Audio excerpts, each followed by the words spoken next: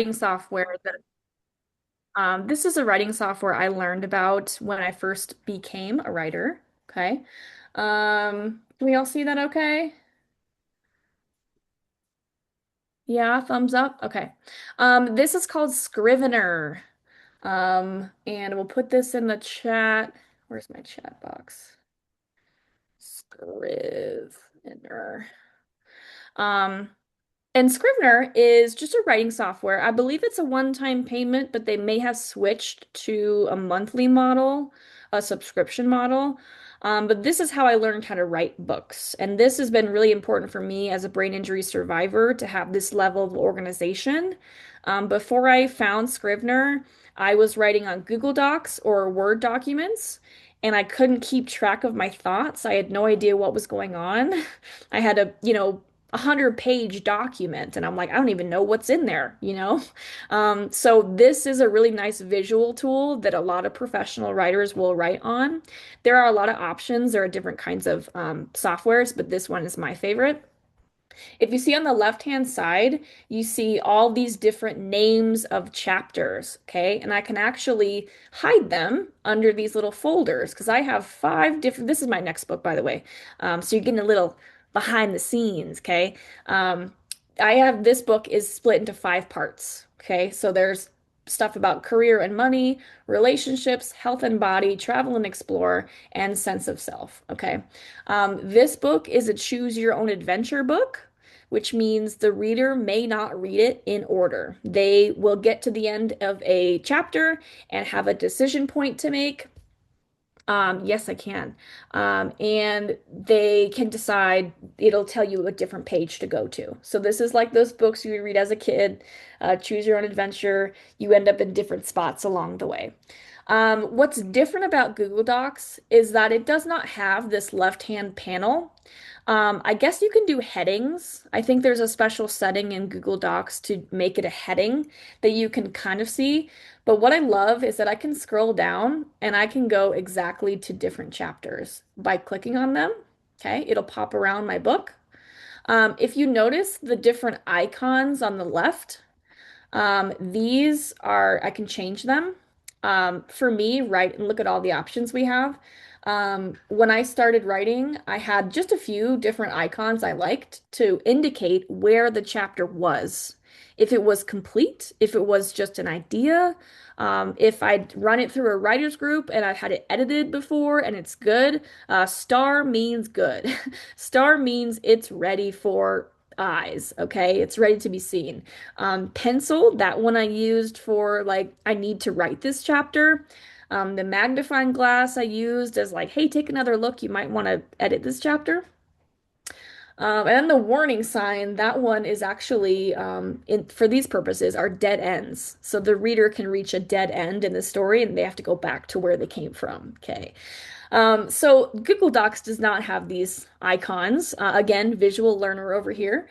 Another nice thing that this has that Google Docs does not is this side for notes on the right-hand side. There's a box up here that is actually a virtual note card. Okay. So I could do the same thing I was just saying with the note cards, note card info. Okay. And I can type all my notes, blah, blah, blah, blah. Okay. What this will do, it will generate a note card that I can then view on a corkboard. Okay. And so you can see that it may be a note card right there. Okay. And then these are your note cards. Okay, so if you don't like paper note cards, it will make you virtual note cards. Okay, I also use the notes section on the right-hand side. So if I just did that exercise and I did my 5 C's of storytelling, I could maybe put all those notes into that notes bar so that I can see it as I write. And I don't need to have two separate screens or have my paper in front of me. Okay, it's all on one software. And then there's obviously things like word count. It'll tell you the word count of your chapter down here at the bottom. You can make it bigger. You can make the text bigger and easier to read for my folks who have some low vision. You can change the look and layout so you can have it as a dark background, night mode, I believe it's called. So there's a lot of ways that this software really helps me stay organized and tell my story. And then I can focus on just these one chapters and just write it chapter by chapter. I can go out of order, but I know what chapter I'm on. I know what's going on. It's very visual. So that's one that I would really recommend. There's also, let's see, there's another one I like called Living Writer. And it's pretty similar. The one thing that Living Writer has that Scrivener does not is the ability to share with another person. Okay. So if you end up getting a writing coach or you have a writer's group, or maybe your family member just wants to read your writing, the one thing Scrivener does not have is the ability to share that document without actually exporting it and or copy and pasting it. Okay. So Google Docs is great for that purpose. I like Living Writer. It's not loading at the moment, but I will throw the link here. And what this one does, again, it has the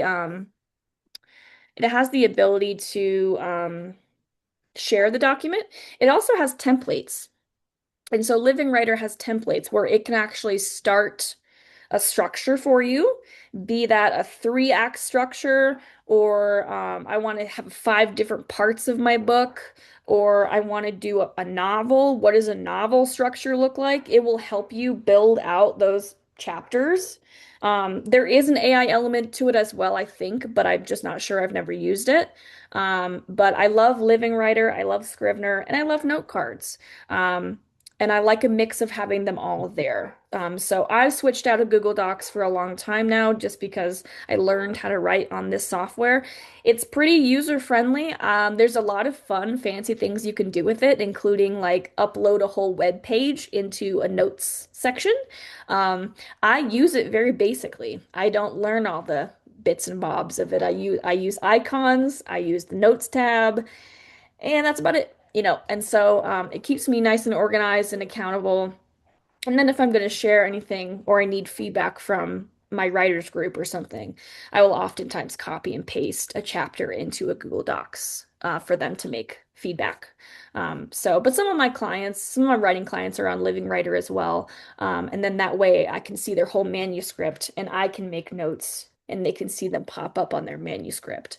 So those are my favorites. Speech to text is great as well. Otter.ai is a good one.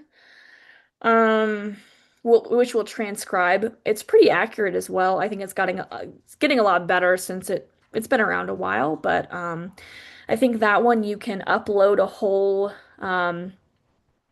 sound file to Otter. It will transcribe it for you. So some of my clients who are brain injured, who need the writing help, or maybe they can't actually physically type, they will speak their writing into their device, right? So, does that answer your question, Carrie?